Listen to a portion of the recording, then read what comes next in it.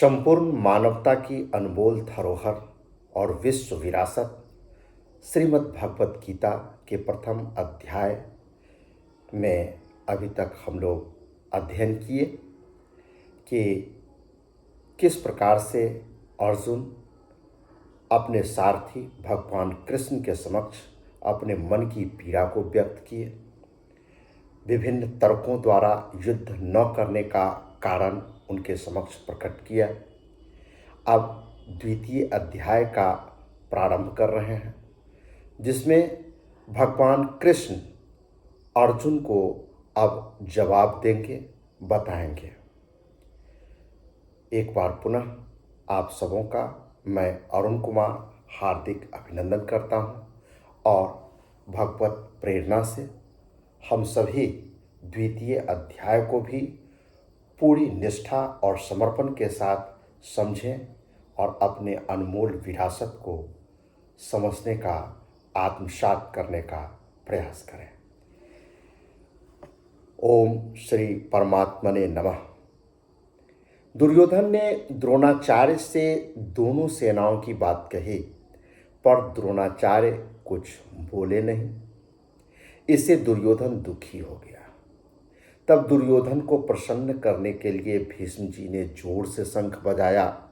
भीष्म का शंख बजने के बाद कौरव और पांडवों की सेना के बाजे भी बज उठे। इसके बाद 20वें श्लोक से श्री कृष्ण और अर्जुन के बीच संवाद का प्रारंभ हुआ। अर्जुन ने भगवान कृष्ण से अपने रथ को दोनों सेनाओं के बीच खड़े होने के लिए कहा।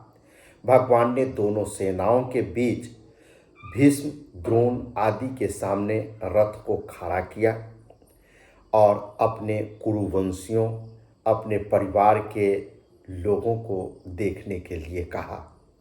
दोनों सेनाओं के बीच अपने ही स्वजनों, बंधु बांधवों को देख करके अर्जुन विषादग्रस्त हो गए और धनुष त्याग कर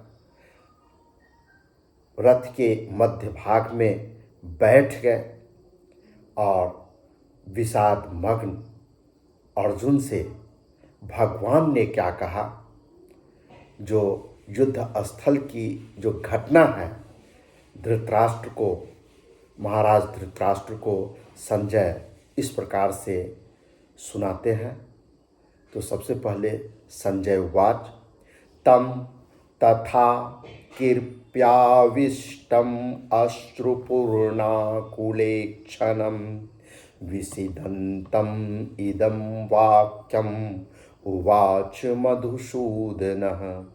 संजय बोले कि वैसी कायरता से आविष्ट होते हुए, कृपया मतलब कायरता, और वो कायरता से व्याप्त होते हुए उन अर्जुन के प्रति जो कि विषाद कर रहे हैं, शोक कर रहे हैं, वो एकदम थर-थर काँप रहे हैं। अश्रुपूर्णा कुलेक्षणम, आंसुओं के कारण जिनके नेत्रों की देखने की शक्ति भी अवरुद्ध हो रही है, आंखों में आंसू डबडबाया हुआ है। मधुसूदन, भगवान मधुसूदन यह वचन बोले, ये संजय धृतराष्ट्र को कह रहे हैं, युद्ध के स्थल का आंखों देखा हाल सुना रहे हैं। तम तथा कृपया आविष्टम, मतलब अर्जुन रथ में सारथी रूप से बैठे हुए भगवान को यह आज्ञा देते हैं कि हे अच्युत, मेरे रथ को दोनों सेनाओं के बीच में खड़ा कीजिए, जिससे मैं यह देख लूं कि इस युद्ध में मेरे साथ दो दो हाथ करने वाले आखिर कौन लोग हैं। मेरे जैसे शूरवीर के साथ कौन कौन योद्धा लड़ने की साहस कर रहे हैं। अपनी मौत सामने आते देखकर भी मेरे साथ लड़ने की उनकी हिम्मत कैसे हुई। इस प्रकार जिस अर्जुन में युद्ध के लिए इतना उत्साह था, वीरता थी, वे ही अर्जुन दोनों सेनाओं में अपने ही परिजनों को देखकर उनके मरने की आशंका से बिल्कुल मोहग्रस्त हो गए और इतने शोकाकुल हो गए हैं कि उनका शरीर जवाब दे रहा है, थर थर थर थर कांप रहे हैं। ऐसा लगता है कि वो अब गिर पड़ेंगे, खड़ा भी नहीं रह पाएंगे। मुंह अप्रत्याशित रूप से सूख रहा है, जीभ सूख रहे हैं, शरीर में कपकपी पैदा हो रही है और रोम रोम खड़ा हो रहा है। हाथों से लगता ऐसा है कि धनुष छूटता जा रहा है। शरीर की जो त्वचा है वो जल रही है। खड़े रहने के लिए भी जो ताकत चाहिए वो भी अब नहीं लग रहा है। मन की जो दशा है वो भ्रमित हो रहा है। किंग कर्तव्य विमूढ़ता, क्या करें और क्या नहीं करें, इससे मन आविष्ट हो रहा है। मन में ये व्याकुलता छा रही है कि मेरे हाथों मेरे ही परिजन मारे जाएंगे। आखिर इसका पाप बोध से वो अपने आप को अपमानित महसूस कर रहे हैं। इस युद्ध की भीषणता की आकलन से उनका मन क्षुब्ध हो रहा है। कहाँ तो अर्जुन का यह स्वभाव कि न दैन्यम न पलायनम, और कहाँ अर्जुन का कायरता से, दोष से शोकाविष्ट होकर रथ के मध्य भाग में बैठ जाना। बड़े आश्चर्य के साथ संजय यही भाव उपर्युक्त पदों से व्यक्त कर रहे हैं। पहले अध्याय के 28वें श्लोक में भी संजय ने अर्जुन के लिए कृपया पर्याविष्ट पदों का प्रयोग किया है। अश्रुपूर्णा कुलेक्षणम, अर्जुन जैसे महान सूरवीर के भीतर भी पारिवारिक मोह, कौटुंबिक मोह इस कदर छा गया, आंखों में आंसू इतने भर गए कि सामने में अब दृश्यता भी प्रभावित हो रही है। हम देख नहीं पाते हैं कि आखिर कौन मेरे सामने है। ये नेत्र पूरा भर चुका है। विषीदंतम इदम वाक्यम उवाच मधुसूदन, इस प्रकार कायरता के कारण विषाद करते हुए अर्जुन से भगवान मधुसूदन ने ये आगे दूसरे तीसरे श्लोकों में कहे जाने वाले वचन बोले। यहाँ विषीदंतम उवाच कहने से ही काम चल सकता था। इदम वाक्यम कहने की जरूरत ही नहीं थी, क्योंकि उवाच क्रिया के अंतर्गत ही वाक्यम पद आ जाता है। फिर भी वाक्यम पद कहने का तात्पर्य यह है कि भगवान का यह वचन, यह वाणी बड़ी विलक्षण है। अर्जुन में धर्म का बाना पहनकर जो कर्तव्य त्याग रूपी बुराई आ गई थी, उस पर यह भगवत वाणी सीधा आघात पहुंचाने वाली है। अर्जुन का युद्ध से उपराम होने का जो निर्णय था, उसमें खलबली मचा देने वाली है। अर्जुन को अपने दोष का ज्ञान कराकर अपने कल्याण की जिज्ञासा जागृत करा देने वाली है। कौन? जब भगवान कृष्ण बोलेंगे तब। इस गंभीर अर्थ वाली वाणी के प्रभाव से ही अर्जुन भगवान का शिष्यत्व ग्रहण करके उनके शरणागत हो जाते हैं। ये दूसरे अध्याय के 7वें श्लोक में कहा गया है। संजय के द्वारा मधुसूदन पद कहने का तात्पर्य है कि भगवान श्री कृष्ण मधु नामक दैत्य को मारने वाले, अर्थात दुष्ट स्वभाव का संहार करने वाले हैं। इसलिए वे दुष्ट स्वभाव वाले दुर्योधन आदि का नाश करवाए बिना नहीं रहेंगे। और यही मधुसूदन संबोधन अर्जुन भी किए हैं इस प्रथम अध्याय के 35वें श्लोक में। वो इस रूप में किए हैं कि आप तो मधुसूदन हैं, मधु कैटव ऐसे दैत्यों का संहार करने वाले हैं। और यहाँ जो हमारे सामने में हैं, द्रोणाचार्य हैं, भीष्म हैं, ये सब दैत्य तो हैं नहीं, आखिर इनका हम संहार कैसे करें, ये अर्जुन कह रहे थे। और ये संजय किस प्रकार से ये भविष्य को देखते हुए धृतराष्ट्र को बतला रहे हैं, मधुसूदन शब्द का संबोधन करते हुए कि अब हे धृतराष्ट्र समझ लीजिए, अब तो विनाश होकर के ही रहेगा, आपका कुल का नाश हो जाएगा, इसलिए सतर्क हो जाइए। ये इशारा ये संजय महाराज धृतराष्ट्र को मधुसूदन संबोधन के साथ आगे आने वाले बातों की तरफ इशारा कर रहे हैं। भगवान ने अर्जुन के प्रति कौन से वचन कहे, इसे आगे के 2 श्लोकों में देखते हैं। श्री भगवानुवाच, भगवान बोले, कुतस्त्वा कश्मलम इदम विषमे समुपस्थितम अनार्यजुष्टम अस्वर्ग्यम कीर्तिकरम अर्जुन। मतलब भगवान बोले कि हे अर्जुन, इस विषम अवसर पर, विषम है मतलब इस विषम अवसर पर तुम्हें यह कायरता मतलब कश्मलम कहाँ से प्राप्त हो गई, जिसका कि अनार्य जुष्टम श्रेष्ठ पुरुष कभी अनुसरण नहीं करते, अस्वर्ग्यम जो स्वर्ग को देने वाली भी नहीं है, और अकीर्तिकारम मतलब कृति करने वाली भी नहीं है। तुम इस कायरता से क्यों भर गए हो, ये किसी प्रकार से लाभ कर नहीं है। पहले ही उवाच में श्री कृष्ण इस प्रकार से बोले।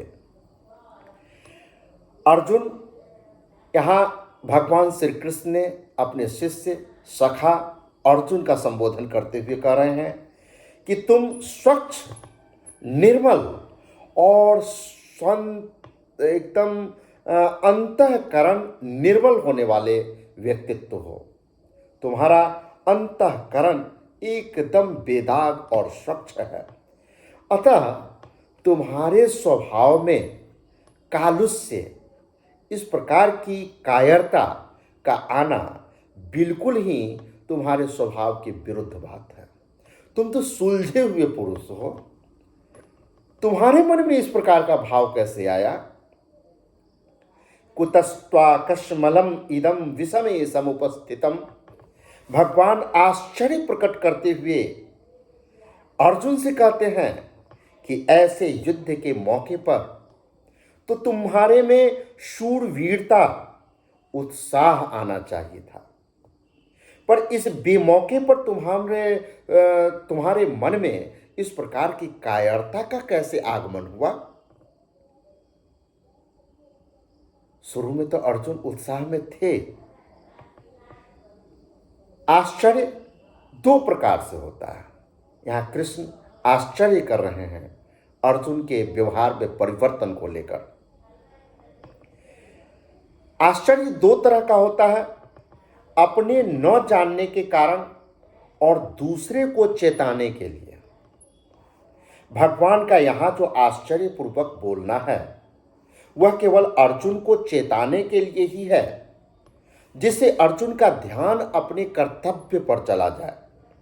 कुतः कहने का तात्पर्य यह है कि मूल में यह कायरता रूपी दोष तुममें स्वयं स्वभाववश नहीं है, यह तो आगंतुक दोष है। ये जो दोष जो आया है कायरता रूप, ये बाद में आ गया है। और जिस प्रकार से हमारे यहाँ अतिथि आते हैं, और अतिथि आते हैं तो ये निश्चित है कि वो चले भी जाएंगे, इस प्रकार से ये दोष तुम में इनबिल्ट नहीं है, मतलब तुम में स्वाभाविक रूप से नहीं है, ये बाहर से आया है, बाहर की परिस्थितियों के कारण आया है। इसलिए ये जान लो कि ये सदा रहने वाला नहीं है, ये कुटुंब मतलब अभ्यागत अतिथि की तरह ये चला जाएगा। समुपस्थितम कहने का तात्पर्य है कि यह कायरता केवल तुम्हारे भावों में और वचनों में ही नहीं आई है, किंतु तुम्हारी क्रियाओं में भी आ गई है। यह तुम पर अच्छी तरह से छा गई है, जिसके कारण तुम धनुष बाण छोड़कर रथ के पिछले भाग में जाकर के बैठ गए हो। अनार्य जुष्टम, समझदार श्रेष्ठ मनुष्यों में जो भाव पैदा होते हैं वे अपने कल्याण के उद्देश्य को लेकर ही होते हैं। इसलिए श्लोक के उत्तरार्ध में भगवान सबसे पहले उपर्युक्त पद देकर कहते हैं कि तुम में जो कायरता आई है उस कायरता को कोई भी श्रेष्ठ पुरुष स्वीकार नहीं करते, कारण कि तुम में इस कायरता में अपने कल्याण की बात बिल्कुल नहीं है। यहाँ हम देखेंगे कि भगवान क्या है। भगवान करते हैं, लेकिन देखें कि भगवान पद में जो भग शब्द है वो मतुप प्रत्यय का प्रयोग किया गया है। वह नित्य योग में किया गया है, क्योंकि समग्र ऐश्वर्य, धर्म, यश, श्री, ज्ञान और वैराग्य ये छहों भग भगवान में नित्य होते हैं। अनार्य जुष्टम पद में जो नन्न समास है वह आर्य जुष्टम यह इस तृतीया समास के बाद ही करना चाहिए। जैसे कि न आर्य जुष्टम अनार्य जुष्टम, अगर नन्न समास तृतीया समास के पहले किया जाए कि न आर्या अनार्या अनार्य जुष्टम अनार्य जुष्टम, तो यहाँ यह कहना बनता ही नहीं, क्योंकि अनार्यम पुरुषों के द्वारा जिसका सेवन किया जाता है वह दूसरों के लिए आदर्श नहीं होता। यहाँ कल्याण चाहने वाले श्रेष्ठ मनुष्य प्रवृत्ति और निवृत्ति दोनों में अपने कल्याण का ही उद्देश्य रखते हैं। उनमें अपने कर्तव्य के प्रति कायरता कभी उत्पन्न नहीं होती। परिस्थिति के अनुसार उनको जो कर्तव्य प्राप्त हो जाता है, जो कर्तव्य का निर्वहन करना होता है, परिस्थिति के अनुसार उनको जो कर्तव्य का पालन करना होता है, उसको वे कल्याण प्राप्ति के उद्देश्य से उत्साह और तत्परता पूर्वक करते हैं। वे तुम्हारे जैसे कायर होकर युद्ध से या अन्य किसी कर्तव्य कर्म से उपरत नहीं होते, उसे मुक्त अपने आप को नहीं पाते हैं। अतः युद्ध रूप से प्राप्त कर्तव्य कर्म से उपरत होना तुम्हारे लिए कल्याणकारक नहीं है। मतलब भगवान कृष्ण कह रहे हैं कि युद्ध तुम्हारा कर्तव्य है और ये आगंतुक दोष के कारण तुम इस कर्तव्य से च्युत हो जाओ, ये कर्तव्य का निर्वहन नहीं कर पाओ, ये तुम्हारे लिए कल्याणकारी नहीं है। और स्वर्गम कल्याण की बात सामने न रखकर अगर सांसारिक दृष्टि से भी देखा जाए तो संसार में सबसे ऊंचा क्या है? स्वर्ग लोक को ऊंचा हम लोग मानते हैं, परंतु तुम्हारी जो ये कायरता है वो स्वर्ग को भी देने वाली नहीं है। अर्थात कायरता पूर्वक युद्ध से अपने आप को अलग करने का फल स्वर्ग की प्राप्ति कभी हो ही नहीं सकती। अकीर्तिकरम, अगर स्वर्ग प्राप्ति का भी लक्ष्य न हो तो अच्छा माना जाने वाला पुरुष वही काम करता है जिससे संसार में कीर्ति हो, ख्याति हो, प्रसिद्धि मिले। परंतु तुम्हारी यह जो कायरता है यह इस लोक में भी कीर्ति देने वाली नहीं है, प्रत्युत अपकीर्ति अपयश देने वाली है। अतः तुम में कायरता का आना सर्वथा ही अव्यवहारिक और अनुचित है। भगवान ने यहाँ अनार्य जुष्टम, अस्वर्ग्यम और अकीर्तिकरम ऐसा क्रम देकर 3 प्रकार के मनुष्य बताए हैं। पहला, जो विचारशील मनुष्य होते हैं वे केवल अपना कल्याण ही चाहते हैं। उनका ध्येय उद्देश्य केवल कल्याण का ही होता है। दूसरा, जो दूसरी तरह टाइप के जो मनुष्य हैं वो पुण्यात्मा मनुष्य होते हैं। वे शुभ कर्मों के द्वारा स्वर्ग की प्राप्ति करना चाहते हैं। वे स्वर्ग को ही श्रेष्ठ मानकर उसकी प्राप्ति का उद्देश्य हरदम मन में जीवंत रखते हैं। और तीसरे तरह के जो लोग होते हैं वो बिल्कुल ही साधारण मनुष्य होते हैं। वे इतना बड़ा बड़ा लक्ष्य तो नहीं रख पाते, वो सिर्फ इतना ही चाहते हैं कि संसार को ही हम आदर दे सकें, और इसलिए वे अपना यश संसार में ही, अपने सराउंडिंग में ही, अपने अगल में बगल ही अपनी कृति को फैलाना चाहते हैं और उस कृति को ही अपना ध्येय, अपना उद्देश्य मानते हैं। उपर्युक्त तीनों पद देकर भगवान अर्जुन को सावधान करने का प्रयास कर रहे हैं कि तुमको जो युद्ध नहीं करने का निर्णय मन में हुआ है, यह विचारशील और पुण्यात्मा मनुष्यों के ध्येय और कल्याण के लिए, स्वर्ग प्राप्ति के लिए भी उचित मार्ग नहीं है। और इन सबों को तो छोड़िए, तुम अपने आप को श्रेष्ठ धनुर्धर ज्ञानी समझते हो, लेकिन जो साधारण मनुष्य हैं जिनका उद्देश्य सिर्फ संसार में ही अपनी कृति को प्राप्त करना है, अपने सराउंडिंग में ही अपने कृति यश का पताका फहराना है, उस लेवल में भी तुम नहीं हो। इसलिए तुम तो साधारण मनुष्य से भी गिर जाओगे अगर इस युद्ध रूपी जो कर्तव्य तुम्हारे लिए निर्धारित है उससे अलग अपने आप को करते हो। अतः मोह के कारण तुम्हारा युद्ध न करने का निश्चय बहुत ही तुच्छ है, जो कि तुम्हारा पतन करने वाला और तुम्हें नरक में ले जाने वाला है। और यश की बात तो भूल जाओ, ये अपकृति, तुम्हारा अपयश चारों तरफ दिगंतर फैला देगा, तुम कहीं के नहीं रहोगे।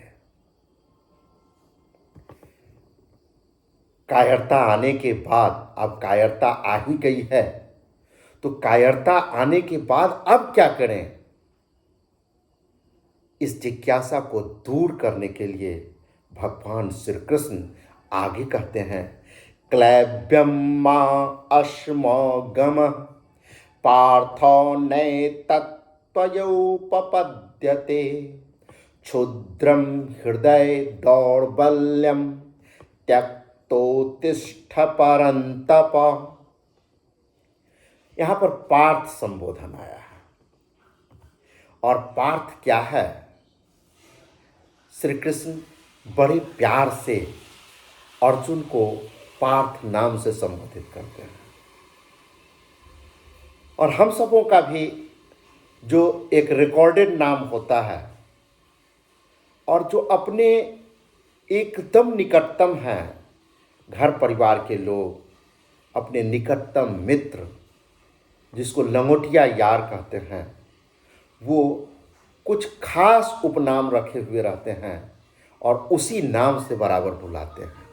वो प्यार भरा नाम होता है, उस नाम से प्यार प्रकट होता है, विशेष प्रकार का लगाव प्रकट होता है। तो यहाँ पर प्रथा संबंध पार्थ कहने का क्या अर्थ है, इसको देखेंगे। प्रथा कुंती का नाम है और कुंती के पुत्र होने के कारण अर्जुन का नाम पार्थ भी है। और पार्थ संबोधन भगवान की अर्जुन के साथ प्रियता और घनिष्ठता का द्योतक है। गीता में भगवान ने 38 बार पार्थ शब्द का प्रयोग किया है अर्जुन के लिए। बिल्कुल स्पष्ट है जब जब अपने लगाव को बड़े गहराई के साथ अपने सखा अर्जुन के प्रति प्रेरित करने का प्रयास करते हैं तो पार्थ का संबोधन आता है। अर्जुन के अन्य सभी संबोधनों की अपेक्षा पार्थ संबोधन का प्रयोग सबसे अधिक हुआ है। इसके बाद सबसे अधिक प्रयोग कौन्तेय शब्द का हुआ है, मतलब कुंती नंदन, कुंती पुत्र का संबोधन हुआ है। इसकी लगभग 24 बार श्रीमद् भागवत गीता में प्रयोग हुआ है। भगवान को अर्जुन से जब कोई विशेष बात कहनी होती है या कोई आश्वासन देना होता है या उनके प्रति भगवान का विशेष रूप से प्रेम उमड़ पड़ता है, तब भगवान उसे पार्थ कह करके संबोधित करते हैं। इस संबोधन के प्रयोग से मानो वे स्मरण कराने का प्रयास करते हैं कि तुम मेरी बुआ प्रथा कुंती के लड़के हो, ये एहसास कराते हैं। साथ ही साथ मेरे प्यारे भक्त और सखा भी हो। गीता के 4 अध्याय के 3 श्लोक में आया है, अतः मैं तुम्हें विशेष गोपनीय बातें बताता हूँ, कभी हम तुम्हारा नुकसान नहीं चाहेंगे। हम तुम्हें वैसी बात बताता हूँ जो दूसरे को नहीं बता सकता, और इसलिए तुम जो कुछ भी मैं कहता हूँ बिल्कुल सत्य है, सटीक है और तुम्हारे व्यापक हित के लिए कहता हूँ, इसलिए गौर से सुनो, इसको हल्के में मत लो। ये पार्थ संबोधन करने का ये अर्थ है। कहते हैं कि हे प्रथानंदन अर्जुन, इस नपुंसकता को मत प्राप्त हो। नपुंसकता, कायरता। नपुंसकता का मतलब क्या हुआ? जो पुरुषोचित कार्य हैं वो पुल्लिंग, जो स्त्रियोचित कार्य है वो स्त्रीलिंग, और जो न तो पुरुष के करने लायक है न स्त्री के करने लायक है, मतलब बीच में है, नपुंसक, मतलब सही से निर्णय नहीं कर पाना, इसको लोग नपुंसक कहा जाता है। और इसको हिजड़ा भी कहा जाता है। ये थर्ड जेंडर हो गया। आजकल थर्ड जेंडर भी काफ़ी सम्मान से हम लोगों को नाम लेना चाहिए, उसकी भी व्यापक महत्व है, थर्ड जेंडर। तो यहाँ पर थोड़ा सा व्यापक संदर्भ में भी हम लोग विचार विमर्श करेंगे। यहाँ पर नपुंसकता का अर्थ है किंग कर्तव्य विमूढ़ता, कुछ भी न कर पाने की बेचैनी, इसको प्राप्त नहीं करो, ये श्री कृष्ण कहना चाह रहे हैं। यहाँ थर्ड जेंडर का अपमान करने का इरादा उनका नहीं है, जैसा कि मैं समझ पा रहा हूँ। तुम्हारे में यह उचित नहीं है हे परंतप, हृदय की इस तुच्छ दुर्बलता का त्याग करके चलो, उठो, युद्ध के लिए खड़े हो जाओ, ये श्री कृष्ण कह रहे हैं। वीरता का भाव जागृत करने के लिए भगवान अर्जुन को पार्थ नाम से संबोधित करते हैं। तात्पर्य यह है कि अपने में कायरता लाकर तुम्हें माता की आज्ञा का उल्लंघन नहीं करना चाहिए। यहां इस बात को हम लोग ध्यान दें कि किस प्रकार से ये पांचों भाई पांडव का अपने माता कुंती के प्रति विशेष लगाव है। माता के आदेश की अवहेलना ये लोग नहीं करते हैं, बहुत तरह से आदर देते हैं। पिता पांडु के निधन के बाद माता और पिता दोनों की संयुक्त जवाबदेही का निर्वहन कुंती ने किया। तो भूल से भी अर्जुन अपने माता का अपमान करना, उनके आदेशों को नहीं मानना जेहन में ला ही नहीं सकते हैं।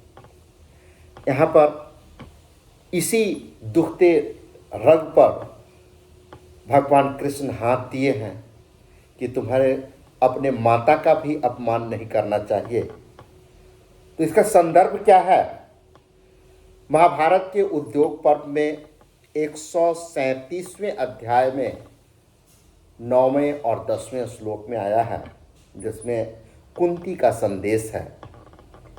एतद्धनंजयो वाच्यो नित्योद्युक्तो वृकोदर यदर्थं क्षत्रियासुते तस्य कालोऽयमागतः। तुम अर्जुन से तथा युद्ध के लिए सदा उद्यत रहने वाले भीम से यह कहना कि जिस कार्य के लिए क्षत्रिय माता पुत्र उत्पन्न करती है, अब उसका समय आ गया है। इस उद्बोधन को कृष्ण अर्जुन को याद करा रहे हैं, विशेष लगाव जोड़ते हुए, पार्थ का संबोधन करते हुए। क्लैब्यम माश्मोगमः। अर्जुन कायरता के कारण युद्ध करने में अधर्म और युद्ध न करने में धर्म मान रहे थे। अतः अर्जुन को चेताने के लिए भगवान कहते हैं कि युद्ध न करना धर्म की बात नहीं है, यह तो नपुंसकता है। इसलिए तुम्हें इस नपुंसकता को त्याग देना चाहिए। नैतत्त्वयुपपद्यते। तुम्हारे में यह नपुंसकता बिल्कुल नहीं आनी चाहिए, क्योंकि तुम कुंती जैसी वीर छत्रानी माता के पुत्र हो और स्वयं भी सूरवीर हो। तात्पर्य यह है कि जन्म से और अपनी प्रकृति से भी यह नपुंसकता तुम्हें शोभा कहीं से भी नहीं देती। ये बिल्कुल ही निंद्य है, अनुचित है। परंतप तुम स्वयं परंतप हो, अर्थात शत्रुओं को तपाने वाला, शत्रुओं में खलबली मचा देने वाला। और क्या तुम इस समय युद्ध से विमुख होकर क्या तुम अपने शत्रुओं में खुशी का संचार करना चाहते हो? तुम अपनी माता का अपमान करना चाहते हो? अपने कर्तव्य से विमुख होकर तुम कहाँ जाओगे? तुमको तो नरक में भी शरण नहीं मिलेगा। ये कृष्ण कह रहे हैं। क्षुद्रम हृदय दौर्बल्यम त्यक्तोत्तिष्ठ। यहां क्षुद्रम पद के दो अर्थ निकलते हैं। एक, यह हृदय की दुर्बलता, तुच्छता को प्राप्त कराने वाली है, अर्थात मुक्ति, स्वर्ग अथवा कृति को देने वाला नहीं है। अगर तुम इस तुच्छता का त्याग नहीं करोगे तो तुम स्वयं ही तुच्छ हो जाओगे। और दूसरा ये अर्थ है, यह हृदय की दुर्बलता बिल्कुल ही तुच्छ, मतलब एकदम छोटी चीज है। तुम्हारे जैसे सूरवीर के लिए ऐसी छोटी चीजों का त्याग करना कोई कठिन काम है क्या? बिल्कुल ही कठिन काम नहीं है। तुम जो ऐसा मानते हो कि मैं धर्मात्मा हूं और युद्ध रूपी पाप नहीं करना चाहता, तो यह तुम्हारे हृदय की दुर्बलता है, कमजोरी है। इसका त्याग करके तुम युद्ध के लिए खड़े हो जाओ, अर्थात अपने प्राप्त कर्तव्य का पूरे निष्ठा और समर्पण के साथ पालन करो। यहां अर्जुन के सामने युद्ध रूप कर्तव्य कर्म ही है। इसलिए भगवान कहते हैं कि उठो, खड़े हो जाओ और युद्ध रूप कर्तव्य का पालन करो। भगवान के मन में अर्जुन के कर्तव्य के विषय में जरा सा भी कहीं से कोई संदेह है ही नहीं। वे जानते हैं कि सभी दृष्टियों से अर्जुन के लिए युद्ध करना ही कर्तव्य है। अतः अर्जुन की थोथी युक्तियों की परवाह न करके उनको अपने कर्तव्य का पालन करने के लिए चट से आज्ञा देते हैं, किंतु परंतु कुछ नहीं, आज्ञा देते हैं युद्ध करो, पूरी तैयारी के साथ, पूरी निष्ठा और समर्पण के साथ। इस बात का विस्तार भगवान ने आगे 31वें से 38वें श्लोक में किया है। पहले अध्याय में अर्जुन ने युद्ध न करने के विषय में बहुत सी दलीलें दी थी। उन दलीलों का कुछ भी आदर भगवान कृष्ण ने नहीं किया और अपने सखा अर्जुन को उनकी कायरता के लिए जोरदार तरीके से फटकार लगाई और युद्ध के लिए खड़े हो जाने का आदेश दिया। इस बात को लेकर अर्जुन भी अपनी दलीलों का कोई समाधान न पाकर के उत्तेजित हो उठे और फिर बोले। क्या बोलते हैं? एक बार फिर अर्जुन अपनी रही सही जो तर्क का जो हथियार है वो चला रहे हैं, कृष्ण के सामने रख रहे हैं। आइए इसे देखें हम लोग। अर्जुन कहते हैं, कथम भीष्मम अहम संख्ये द्रोणम च मधुसूदन इषुभिः प्रतियोत्यामि पूजार्हा वरिसूदन। यहाँ दो नाम आ रहा है, मधुसूदन और अरिसूदन। बेजोर तर्कों की लड़ाई है। अर्जुन कहते हैं कि हे मधुसूदन, मैं रणभूमि में भीष्म और द्रोण के साथ बाणों से कैसे युद्ध करूं, क्योंकि हे अरिसूदन, ये दोनों ही मेरे लिए बिल्कुल पूजनीय हैं, पूजा के योग्य हैं। इनका निरादर हम सपना में भी नहीं कर सकते। यहाँ पर मधुसूदन और अरिसूदन संबोधन का तात्पर्य है कि आप दैत्यों और शत्रुओं को मारने वाले हैं, अर्थात जो दुष्ट स्वभाव वाले हैं, अधर्म का आचरण करने वाले हैं और दुनिया को तरह तरह की कष्ट और पीड़ा पहुंचाने वाले दैत्य मधु कैटव की तरह हैं, उनको आपने मारा। और जो बिना कारण द्वेष रखते हैं, ईर्ष्या रखते हैं, जलन रखते हैं, एक दूसरे का अनिष्ट करते हैं, दूसरे की अनिष्टता में ही अपनी वो समृद्धि देखते हैं, ऐसे शत्रुओं को भी आपने मारा है। लेकिन मेरे सामने में जो पितामह भीष्म हैं और आचार्य द्रोण खड़े हैं, जो आचरण में कभी किसी प्रकार का इन पर अंगुली उठाया ही नहीं जा सकता, और तो और हमको खास करके ये दोनों बहुत ज़्यादा मानने वाले, बहुत ज़्यादा दुलार करने वाले हैं। और एक ये है जो कौटुंबिक स्नेह देते हैं, मेरे प्यार पूर्वक शिक्षा दीक्षा का ख्याल गुरु द्रोणाचार्य ने रखा। ऐसे मेरे परम हितैषी दादाजी और विद्या गुरु को मैं कैसे मारूं? कथम भीष्महम शंख के द्रोणम च। मैं कायरता के कारण युद्ध से विमुख नहीं हो रहा हूं। इस बात को आप दिमाग से निकाल लीजिए। मेरे मन में किसी प्रकार की कायरता नहीं है, ये अर्जुन कह रहे हैं। इस कारण से मैं युद्ध से दूर हो रहा हूं, ये बात नहीं है। प्रत्युत धर्म को देख करके मैं युद्ध से विरत हो रहा हूं। परंतु आप कह रहे हैं कि यह कायरता या नपुंसकता मुझ में कहां से आ गई? आप जरा सोचिए, सोचिए मधुसूदन, सोचिए कि मैं पितामह भीष्म और आचार्य द्रोण के साथ बाणों से कैसे युद्ध करूं? महाराज, यह मेरी कायरता नहीं है। कायरता तो तब कही जाए जब मैं मरने से डरूं। मैं मरने से नहीं डर रहा, परंतु मारने से डर रहा हूं। संसार में दो ही तरह के तो संबंध होते हैं, जन्म संबंध और विद्या संबंध। जन्म के संबंध में तो पितामह भीष्म हमारे पूजनीय हैं। बचपन से ही मैं उनकी गोद में पला हूं। बचपन में जब मैं उनको पिताजी पिताजी कहा करता था, तब वे प्यार से कहते कि मैं तेरे पिता का भी पिता हूं। वे इस तरह मेरे पर बड़ा ही प्यार और स्नेह रखते आए हैं। विद्या के संबंध से अगर बात करें तो आचार्य द्रोण हमारे लिए सर्वथा पूजनीय हैं। वे हमारे विद्या गुरु हैं।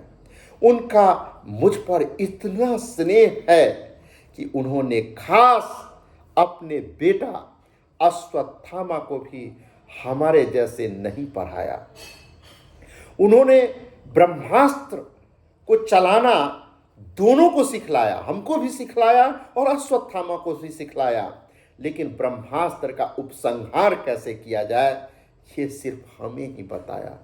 वो अगर अपने बेटा को ज़्यादा प्रेम करते तो उसको बताते, लेकिन नहीं, उन्होंने इतना मुझे लाड़ प्यार और दुलार किया है।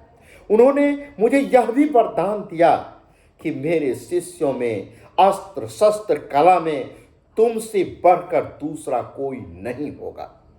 ऐसे पूजनीय पितामह और आचार्य द्रोण को सामने तो वाणी से रे तू, जो वाणी का जो होता है गिरा हुआ शब्द का उच्चारण करके रेकार भाषा में कहना भी उनकी हत्या के समान है। हम अपने गुरुदेव को, हम अपने वरिष्ठ पितामह को रेवे भी नहीं कर सकते हैं, और मारना तो दूर की बात है, ये तो धर्म की बात है।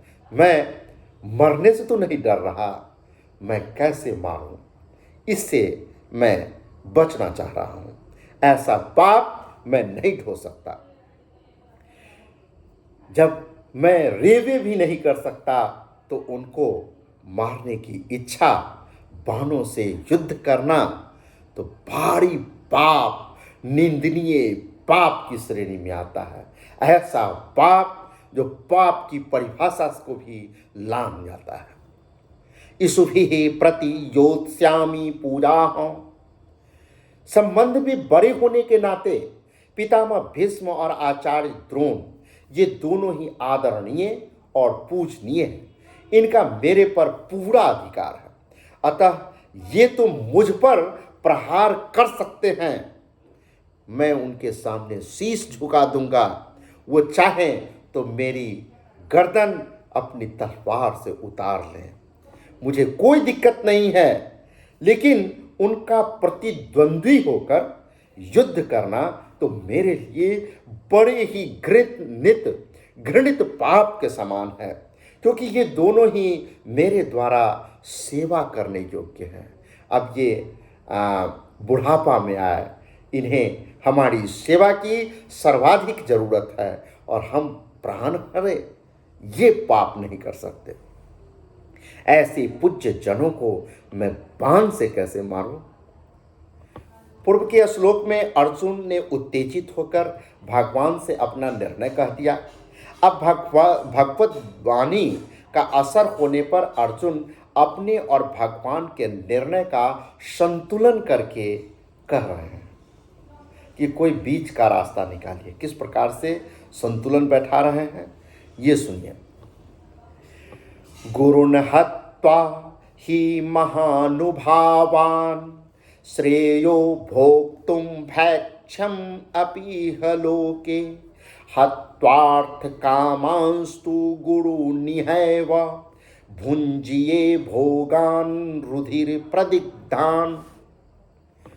महानुभाव, गुरुजनों को न मारकर इस लोक में मैं भिक्षा का अन्न भी श्रेष्ठ समझता हूं, क्योंकि गुरुजनों को मारकर यहाँ रक्त से सने हुए तथा धन की कामना की मुख्यता वाले भोगों को ही तो भोगूंगा। इस श्लोक से ऐसा प्रतीत होता है कि दूसरे तीसरे श्लोकों में भगवान के कहे हुए वचन अब अर्जुन के भीतर असर कर रहे हैं। इससे अर्जुन के मन में यह विचार आ रहा है कि भीष्म, द्रोण आदि गुरुजनों को मारना धर्म युक्त नहीं है।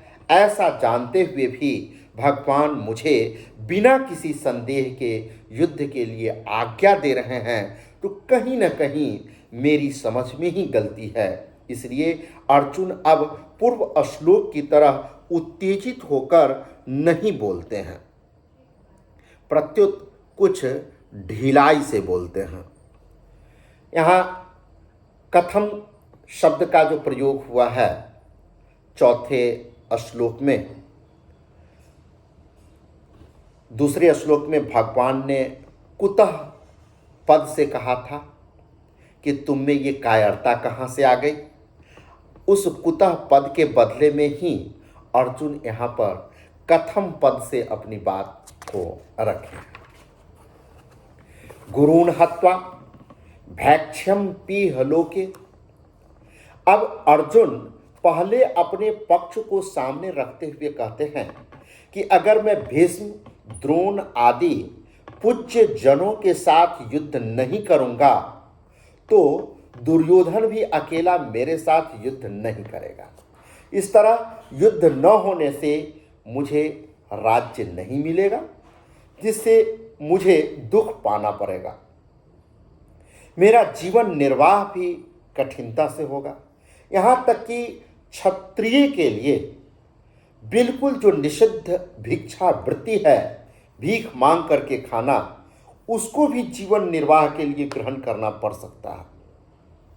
परंतु गुरुजनों को मारने की अपेक्षा मैं उस कष्टदायक भिक्षा वृत्ति को भी ग्रहण करना श्रेष्ठ मानता हूं। यह लोके कहने का तात्पर्य है कि यद्यपि भिक्षा मांगकर खाने से इस संसार में मेरा अपमान तिरस्कार होगा, लोग मेरी निंदा करेंगे, तथापि गुरुजनों को मारने की अपेक्षा भिक्षा मांगना ही श्रेष्ठ है। यद्यपि क्षत्रियों के लिए, राजपूतों के लिए ये बिल्कुल ही निषिद्ध है, लेकिन गुरुजनों को मारना वो तो बिल्कुल निषिद्ध है। तो ये दो निषिद्ध कर्म में अगर चुनने की बात हो तो हम भिक्षा मांग करके, गुजर बसर करके जीवन यापन कर लेंगे, ये अर्जुन कह रहे हैं। अपि माने भी होता है। अपि कहने का तात्पर्य है कि मेरे गुरुजनों को मारना भी निषिद्ध है और भिक्षा मांगना भी निषिद्ध है। हत्वार्थ कामांस्तु रुधिर प्रतिग्धान।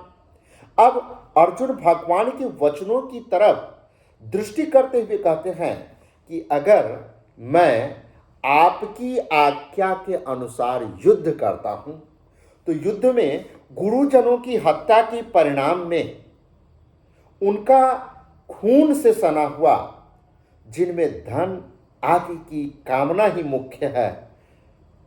युद्ध जीतने का मतलब क्या? शत्रु संपत्ति मिलेगा तो हमारे संपत्ति में विस्तार होगा और हमारा सुख समृद्धि यश पताका फहराएगा। लेकिन इसमें तो गुरुजनों और परिजनों की हत्या का जो खून लगा हुआ है, ये तो मुझे शांति से उन भोगों को भोगने भी नहीं देगा। तो यहाँ ये प्रश्न उठता है कि भीष्म, द्रोण आदि गुरुजन धन के द्वारा ही कौरव से बंधे हुए थे, क्योंकि दुर्योधन के सत्ता में, दुर्योधन के राजकोष से इन लोगों को वेतन मिलता था, इन लोगों को भरण पोषण मिलता था। ये वेतन भोगी, वहाँ के सुविधा भोगी कर्मचारी थे।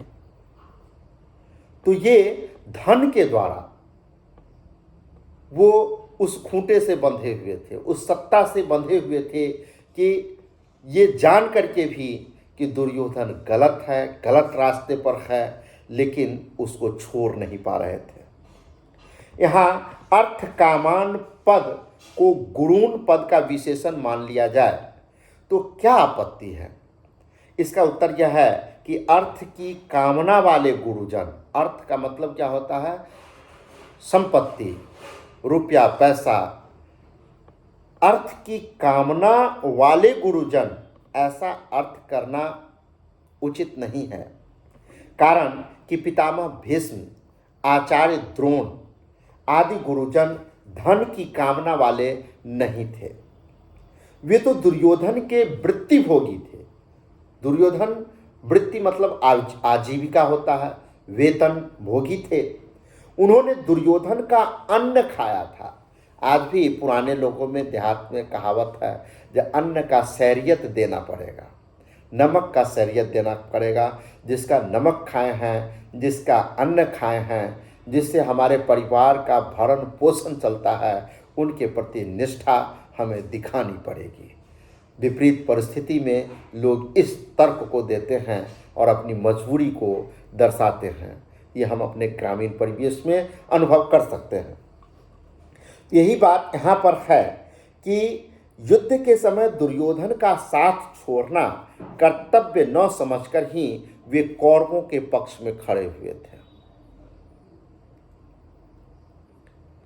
दूसरी बात, अर्जुन ने भीष्म, द्रोण आदि के लिए महानुभावान शब्द का प्रयोग किया, अतः ऐसे श्रेष्ठ भाव वाले अर्थ की कामना वाले कैसे कहा जा सकता है। तात्पर्य यह है कि जो महानुभाव हैं वे अर्थ की कामना वाले नहीं हो सकते, और जो अर्थ की कामना वाले हैं वे महानुभाव नहीं हो सकते। अतः यहाँ अर्थ कामान पद भोगान पद का ही विशेषण हो सकता है। यहाँ पर गौर करने की बात यह है कि भीष्म और द्रोण जैसे लोग युद्ध के समय में अपना निष्ठा उनके प्रति समर्पित करने का ही अपने आप का कर्तव्य माने थे, क्योंकि वो उनके अन्न खाए थे और विपत्ति के समय में ठीक उसी इसको इस प्रकार से अगर लें कि कोई मान लीजिए सेना में जवान हो और उसकी व्यक्तिगत निष्ठा हो सकता है देश के निर्णय के साथ नहीं हो, लेकिन चूंकि वो उस सत्ता से आजीविका पाता है, इसलिए उसकी निष्ठा जो देश का जो निर्णय है उसके प्रति ही होने का उसको कर्तव्य निभाना पड़ता है। और जब युद्ध की घोषणा होती है या उसके व्यक्तिगत विचार के प्रतिकूल भी यदि युद्ध की घोषणा या कुछ कार्य दिया जाता है तो उसकी निष्ठा हो जाती है, उसे करना पड़ता है।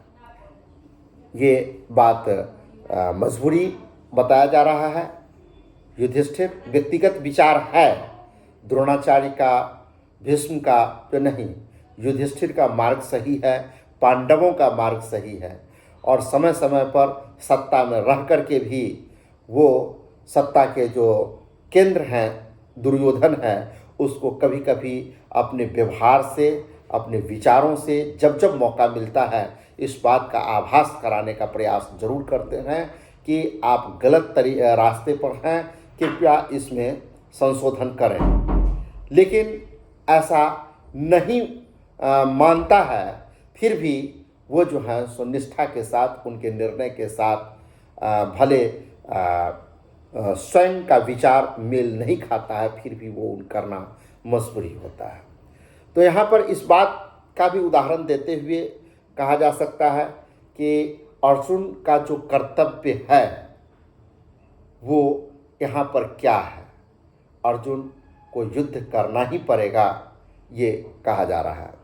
विशेष बात भी अगर हम लोग करें तो भगवान ने दूसरे तीसरे श्लोकों में अर्जुन के कल्याण की दृष्टि से ही उन्हें कायरता छोड़कर युद्ध के लिए खड़ा होने की आज्ञा दी थी, परंतु अर्जुन उल्टा ही समझे, अर्थात वे समझे कि भगवान राज्य का भोग करने की दृष्टि से ही युद्ध की आज्ञा देते हैं। इसको थोड़ा सा समझना पड़ेगा कि कृष्ण अर्जुन को युद्ध करने के लिए क्यों कह रहे हैं, और अर्जुन क्या माने लगाते हैं कि अर्जुन ये समझ रहे हैं, कृष्ण को समझ नहीं पा रहे हैं कि उनके दिमाग में ये आता है कि अर्जुन शायद राजपाट सुख सुविधा भोगना चाहता है, इसलिए युद्ध करना जरूरी है ना, इसलिए ये तर्क चल रहा है। तो केवल भौतिक दृष्टि रखने वाले मनुष्य कल्याण की बात सोच ही नहीं सकते। जब तक भौतिक पदार्थों की तरफ ही दृष्टि रहती है, तब तक आध्यात्मिक दृष्टि, स्पिरिचुअल विजन डेवलप नहीं हो पाता है। यहाँ अर्जुन की दृष्टि में शरीर आदि भौतिक पदार्थों की मुख्यता हो रही है। वे कौटुंबिक मोह ममता में फंसकर धर्म को भी भौतिक दृष्टि से ही देख रहे हैं। भौतिक मतलब प्राकृतिक दृष्टि से अत्यंत विलक्षण आध्यात्मिक दृष्टि की तरफ अभी अर्जुन का ख्याल ही नहीं है, अर्थात उनकी दृष्टि भौतिक राज्य से ऊपर नहीं जा रही है और वे कौटुंबिक मोह ममता के प्रवाह में बह रहे हैं। इसलिए वे ऐसा समझ रहे हैं कि युद्ध में प्रवृत्त कराकर भगवान मुझे राज्य दिलाना चाहते हैं, जबकि वास्तव में भगवान उनका कल्याण कराना चाहते हैं। पहले तो अर्जुन का युद्ध न करने का एक ही पक्ष था, जिससे वे धनुष बाण छोड़कर शोक से भरकर रथ के मध्य भाग में बैठ गए थे। ये पहले अध्याय का 47वां श्लोक है। परंतु युद्ध करने का प्रश्न तो भगवान के कहने से ही हुआ है। तात्पर्य है कि अर्जुन का भाव था कि हम लोग तो धर्म को जानते हैं, पर दुर्योधन आदि धर्म को नहीं जानता है। वो नासमझ है तो हमारा चचेरा भाई ही, उसको बूझने ही नहीं आता है। हम जितना धर्म को व्यापक दृष्टि से समझते हैं और युद्ध करना बिल्कुल ही निरर्थक समझते हैं, वो चाहे जैसे खुश रहे वो भी खुश रहे, हम भी रहें, हम थोड़ा कष्ट भी उठा लेंगे तो रहेंगे। लेकिन वो नासमझी बस इस चीज़ को वो नहीं समझ पा रहा है। इसलिए वे ही धन राज्य आदि लोभ से युद्ध करने के लिए तैयार खड़े हैं। अब वही बात अर्जुन यहाँ अपने लिए कहते हैं कि अगर मैं भी आपकी आज्ञा के अनुसार युद्ध करूं तो परिणति में गुरुजनों के रक्त से सने हुए धन राज्य आदि ही न प्राप्त होगा। इस तरह अर्जुन को युद्ध करने में बुराई ही बुराई दिखाई पड़ रही है। जो बुराई बुराई के रूप में आती है उसको मिटाना बहुत कठिन हो जाता है। जैसे सीता जी के सामने रावण और हनुमान जी के सामने काल नेमी राक्षस आए, उसको सीता जी और हनुमान जी पहचान नहीं सके, क्योंकि उन दोनों का वेश जो था ना साधुओं का बना हुआ था। अर्जुन की मान्यता में युद्ध रूपी कर्तव्य कर्म करना बुराई है और युद्ध न करना भलाई है। अर्थात अर्जुन के मन में धर्म, हिंसा त्याग और रूप भलाई के वेश में कर्तव्य त्याग रूपी बुराई आई है। उनको कर्तव्य त्याग रूप बुराई बुराई के रूप में नहीं दिख रही है, क्योंकि उनके भीतर शरीर को लेकर मोह है। अतः इस बुराई को मिटाने में भगवान को भी बड़ा जोर पड़ रहा है और समय लग रहा है, क्योंकि ये रूप बदल के आया है। क्योंकि अगर बुराई अपने अपने ही रूप में स्पष्ट हो तो उसको समन करना आसान है, लेकिन वो अच्छाई का वेश धारण करके आ रहा है।